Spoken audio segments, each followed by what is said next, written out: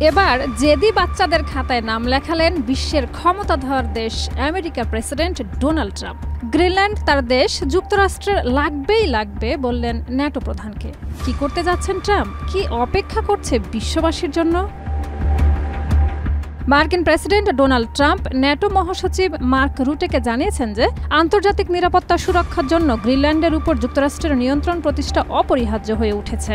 White হাউসে Trump বলেন, আপনি জানেন মার্ক, আমাদের একটি আন্তর্জাতিক নিরাপত্তা দরকার। শুধুমাত্র নিরাপত্তা নয়, বরং বৈশ্বিক নিরাপত্তা।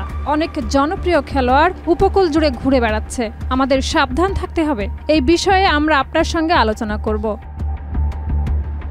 ট্রাম্পের দ্বিতীয় মেয়াদে ক্ষমতায় আসার পর থেকে গ্রিনল্যান্ডে যুক্তরাষ্ট্রের নিয়ন্ত্রণ প্রতিষ্ঠার বিষয়টি আলোচনার কেন্দ্রবিন্দু হয়ে উঠেছে। ট্রাম্প এখন এ কাজে ন্যাটোকে নিতে চান, যা তার সাম্প্রতিক মন্তব্য থেকে স্পষ্ট হয়েছে। গ্রিনল্যান্ডের বিদায়ী প্রধানমন্ত্রী মুটে এগেদে ট্রাম্পের মন্তব্যে তীব্র প্রতিবাদ জানিয়েছেন। তিনি ফেসবুকে লিখেছেন, মার্কিন প্রেসিডেন্ট আবারও আমাদের অঞ্চলের দখল নেওয়ার কথা বলেছেন, যথেষ্ট হয়েছে। এছাড়া গ্রিনল্যান্ডের সদ্য নির্বাচিত স্বাধীনতাপন্থী নেতা জেন্স ফ্রেডরিক নেলসনও ট্রাম্পের দাবির বিরুদ্ধে অবস্থান নিয়েছেন।